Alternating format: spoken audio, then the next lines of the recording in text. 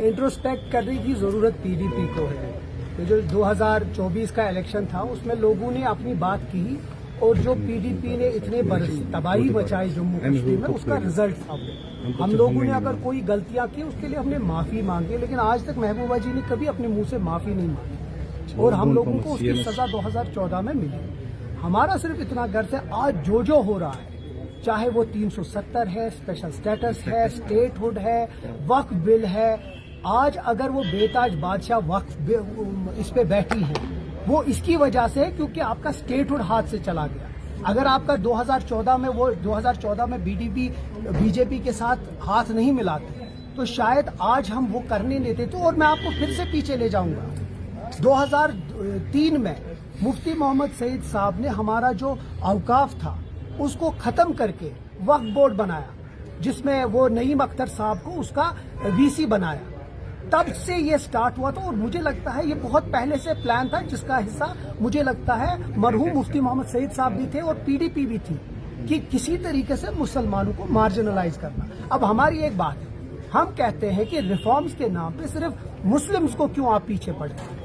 हम चाहते हैं अगर रिफॉर्म्स है तो हर किसी रिलीजन के साथ हो, सिर्फ मुसलमानों के पीछे क्यों। और क्योंकि उसमें वजूहात हमने दिए और वो हमने असेंबली के बाद उसके ऊपर बात की। हम चाहते हैं कि अगर रिफॉर्म्स करो तो सब किसी रिलीजन्स पे करो, सिर्फ मुसलमानों की प्रॉपर्टीज पे क्यों।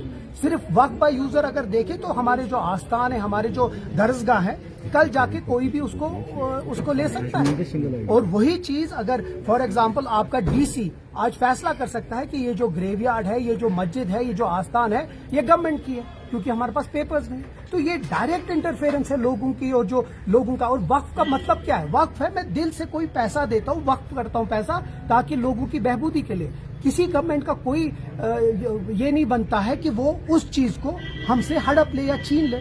मुसलमान ही उसको ठीक कर सकते हैं। तो मुझे लगता है इसका फंडामेंटली ये पहले से ही रॉन्ग था और इसीलिए हम बाहर कर पाए। इसीलिए शायद उनको अच्छा खासा डांट वांट पड़ी, क्योंकि अपोजिशन में तो वो फेल हो गए, BJP as a party fail हो गई। अब मैं आपको एक एग्जांपल देता हूँ।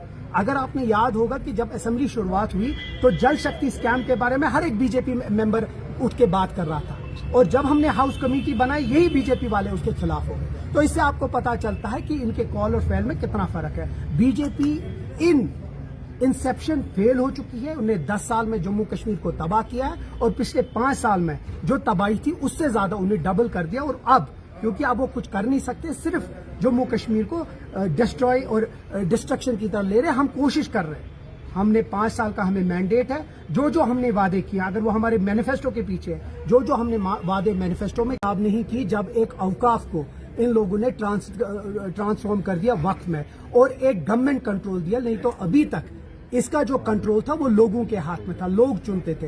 अब जो तबाही उस वक्त की, देखिए 2 बहुत बड़ी तबाहियां की, एक जो 2014 में उन लोगों ने बीजेपी के साथ हाथ मिला और दूसरा 2003 में जब उनने इस औकाफ को वक्फ बोर्ड में बदला दिया। और वो तबाही लोग कभी भूले। असेंबली में हम अपोजिशन कर सकते थे, असेंबली से हम बात ले सकते थे। इस पूरे मुल्क में ये हर जगह आयान है, हर एक स्टेट में ये पता है कि जम्मू कश्मीर की जो असेंबली है उसमें 3 दिन कोई भी बिजनेस नहीं हुआ, क्योंकि जो वक्फ अमेंडमेंट बिल था वो मुसलमानों को और यहाँ के माइनॉरिटीज के खिलाफ था। इससे ज्यादा शायद कन्वे एक मैसेज इस मुल्क में हम नहीं कर सकते थे। उसके साथ साथ जब स्पीकर साहब ने अपनी बात करी, उसने ये कहा कि मैं सेंस ऑफ हाउस समझता हूं और वो रिकॉर्ड में है। उसने एक्सपेंज नहीं किया है जो भी बात हुई असेंबली में। इसका मतलब है in the annuls of history जो जम्मू कश्मीर की असेंबली है उसमें ये आया है कि हम लोगों ने इसके खिलाफ एक बात उठाई, स्पीकर साहब ने उसके बारे में बात की और उसके साथ जिस तरह मैंने असेंबली जम्मू में बोला कि अब ये जो जंग है इसको आगे लड़नी है और वो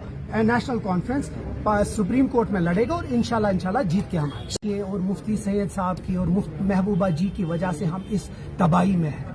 काश उन लोगों ने अपने जो सियासत है, अपने इख्तिदार के लिए जम्मू कश्मीर के लोगों को और इस रियासत को बेचा नहीं होता तो शायद 370 नहीं चला गया होता, शायद स्टेटहुड नहीं चला गया होता। जिसके लिए आज हम लड़ रहे हैं वो चीज हम नहीं कर रहे होते। तो उसी तरीके से एक चोरी ने चोरी की, अब हम उस चोर को पकड़ रहे हैं तो चोर कहता है कि पहले ये किया। तो ये हम लोगों को पता है कि चोरी किसने की। 3 सीटें अब उनको इस वक्त भी अभी वो सुधरने हैं, जहां उन लोगों को खड़ा होना चाहिए जब वहीद परा साहब, रफीक खान साहब और वो जो तीसरे फयाज साहब को वक्फ बिल के लिए हमारे साथ खड़ा होना चाहिए, असेंबली की कवरेज देखिए, वो बैठे थे अपनी कुर्सियों में। तो आपको इससे पता चलता है कि उनका जो काम था वो बाद में था, नेक्स्ट डे से था, तब तक वो वक्फ बिल के खिलाफ